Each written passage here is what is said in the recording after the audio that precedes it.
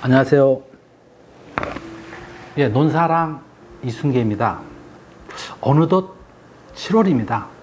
지금이 중간 낙수를 하면서 마지막으로 잡초를 방지할 수 있는 시기입니다. 논에 발생되는 잡초의 종류 및 중간 낙수 기간에 효율적으로 잡초를 방지할 수 있는 방법에 대해서 설명을 드리겠습니다. 우리나라 논에 발생되는 10대 잡초는 피, 물달개비, 올방개, 올챙이 고랭이, 버플, 엿기바늘 등 다양하게 잡초가 발생이 되고 있는데요. 농촌진흥청에서 조사한 우리나라 논에 발생되는 잡초가 제초제 저항성 잡초가 발생이 되고 있다는 겁니다. 우리나라 논 변적의 59.6%가 발생이 되었고 14초종이 제초제 저항성 잡초로 발표가 되었습니다. 2017년도에 발표를 했는데 지금은 우리나라 논에 나오는 모든 잡초들이 맞을 것이라는 생각을 가지고 있습니다. 중간 낙수가 시작이 되면서 논에 들어가서 깜짝 놀라셨을 텐데요. 물 관리를 제대로 못했거나 흙이 도출된 부분에서는 피가 발생이 되고 있습니다. 그래서 피를 전문적으로 방지할 수 있는 약재인 피에스타와 크린처에 대해서 설명을 드리겠습니다.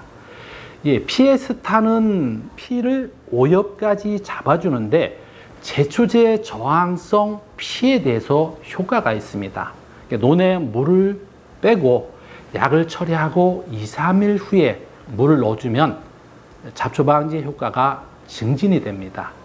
약재 처리 후 2, 3일 정도 되면은 황변의 효과가 나타나기 시작해서 2주 정도 되면은 피들이 고사가 됩니다. 근데 피의 발생이 많다고 해서 고농도를 처리하게 되면 약해가 발생이 됩니다. 양량을 늘리고 또 거기에 맞춰서 물도 충분히 증량해서 피에 대해서 충분히 묻을 수 있게 충분하게 살포를 하시면 되는데 중복 살포를 하시면 안 됩니다. 약해 발생의 주 요인은 고온과 중복 살포이기 때문입니다. 피에스타는 전착제가 포함이 되어 있기 때문에 따로 전착제를 넣으실 필요는 없고요. 물 20리터당 100ml를 넣으시면 되겠습니다. 또 이 약재를 처리할 때 고온에서 약해가 발생이 되기 때문에 한낮 뜨거운 때를 피해서 오후 3시 이후에 약재를 처리하시기 바랍니다. 크린처는 제가 실험한 약재 중에서 가장 안전성이 높은 약재였습니다. 기준량의 2배, 3배를 쳐도 안전성이 있는 이런 약재였었는데요. 크린처는 저항성 피에는 효과가 없습니다. 그렇기 때문에 저항성 피가 발생되는 포장에서는 방제 효과가 현격히 떨어지기 때문에 크린처를 사용하시면 안 되겠습니다. 마찬가지로 논에 물을 빼고 약재 처리 후 2, 3일에 물을 넣으시면 되겠습니다. 전착제가 포함되어 있으므로 추가로 전착제를 넣으실 필요는 없고요. 물 20ml당 100ml를 넣으시면 되겠습니다. 그런데 이 크린처에 대해서 제가 실험을 해보니까 기준량뿐만 아니라 크린처를 배량을 줘도 피를 죽이지는 못합니다. 그래서 저항성 피가 의심되는 지역에서는 크린처를 사용하시면 안 되겠습니다. 다음에는 1년생과 다년생 잡초를 동시에 방지할 수 있는 약재에 대해서 설명을 드리겠습니다. 살초대첩과 바사그란 M60, 프로파몬, 노얀트 이 4가지에 대해서 설명을 드릴 텐데요. 살초대첩은 워낙 여러분들이 많이 오랫동안 사용했던 제초제입니다. 약해에 대한 안전성이 있는 약재인데요.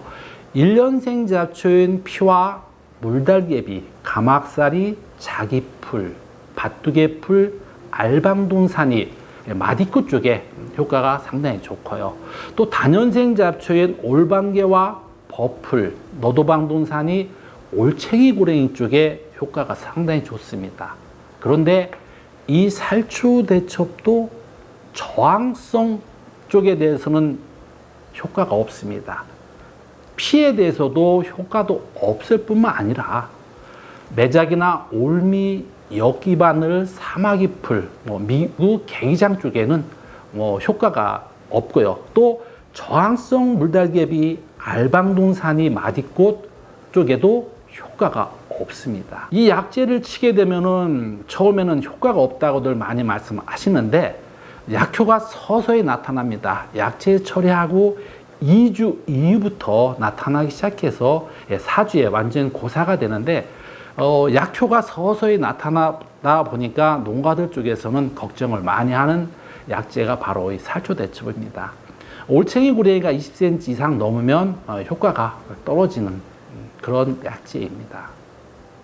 우리가 이제 또 논에서 많이 사용하고 있는 그 바사그란 M60입니다. 이 바사그란 M60은 바사그란과 MCPA를 혼합한 것인데요. 1년생 잡초인 물달개비와 다년생 잡초인 올방개와 버풀 쪽에 효과가 좋습니다.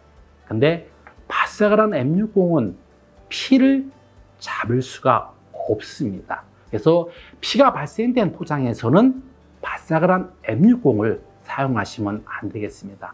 이 바사그란 M60은 약해 발생이 우려가 됩니다. 그래서 맑은 날 뿌려야 되고 날씨가 흐리거나 약재 처리하고 8시간 이내에 비가 올 우려가 있는 곳에서는 사용하시면 안 됩니다. 또 고농도나 중복 살포시 반드시 약해가 나오고 벼는 출수 30일부터 15일 전 사이를 유수 형성기라고 합니다. 그 시기에 치게 되면 출수가 제대로 안 된다든가 약해가 심하게 나옵니다. 그래서 반드시 중간 낙수가 끝나고서 바사그란 M60을 사용하시면 안 됩니다. 또한 조생종 품종에서도 약해가 나오니까 바사그란 M60을 사용하시면 안 됩니다. 물 20리터당 100ml를 혼합해서 살포하시면 되겠습니다. 프로파몬, 새로 나온 제초제인데요. 이것은 1년생 잡초인 피와 다년생 잡초인 올방개, 올챙이 고랭이에 대해서 방제 효과가 있습니다. 저항성 피를 잡아주는 이런 약재인데요. 이 약재는 접촉과 이행이 동시에 진행이 되기 때문에 피에 대해서도 효과가 좋지만 약효도 빨리 나옵니다. 약재 처리하고 2, 3일 후면 벌써 황변이 진행이 되는데 약재 처리를 할 때 물을 충분히 빼고 약재 처리한 후에 2, 3일 후에 물을 넣어주시면 되겠습니다. 그래서 정량을 넣더라도 효과가 충분하니까 증량을 해서 살포를 하지 마셔야 됩니다. 또 고온에 의해서 약해가 우려가 되니까 한낮 뜨거운 때를 피해서 살포하시면 되겠습니다.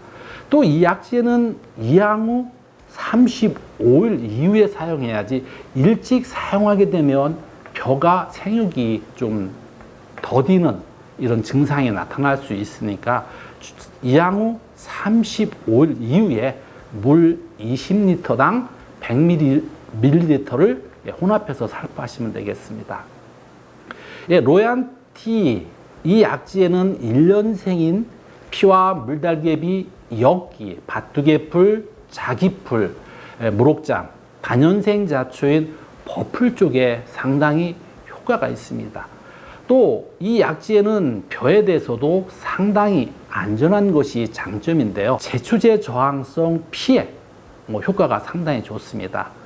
논에 물을 빼고 약재 처리 후 2, 3일 후에 물을 담수시켜야 되는데 약재 처리하고 나서 한 7일 내지 10일 정도 되면 피가 배에 꼬이는 증상이 발생되면서 생육이 억제되고 20일 정도 지나면 고사가 됩니다. 벼의 흡수가 굉장히 빠르므로 약재 살포 후 6시간이 지난 이후에 비가 와도 안전합니다. 또 전착제가 포함이 되어 있기 때문에 따로 전착제를 넣으실 필요는 없고요.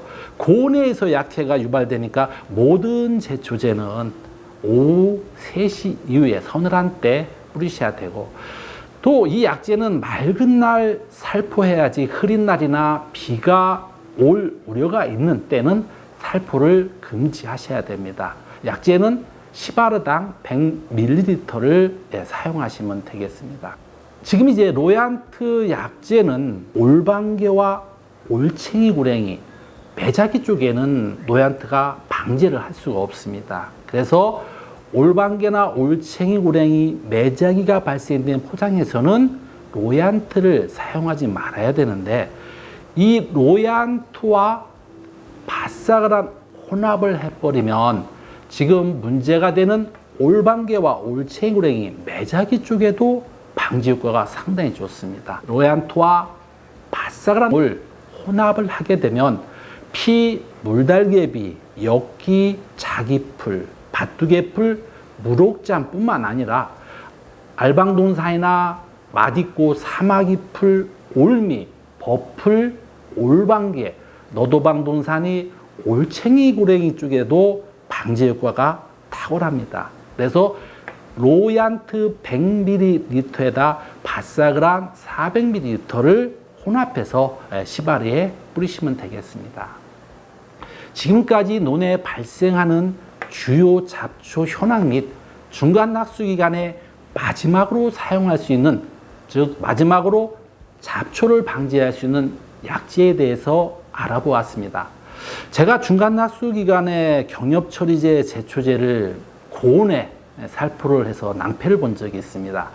제초제의 약해는 고온에 의한 약해가 가장 피해가 크고, 그 다음에 중복 살포에 의한 피해가 큽니다. 특히 중간 낙수 기간에 사용하는 경엽 처리제들은 한낮 뜨거운 고온에 사용하면 약해가 우려가 되니 서늘한 오후 시간에 사용하시기 바랍니다. 내년도에는 중간 낙수 이전에 완벽하게 잡초를 방지해서 후기에 약재를 처리하는 일이 없기를 바라겠습니다. 감사합니다.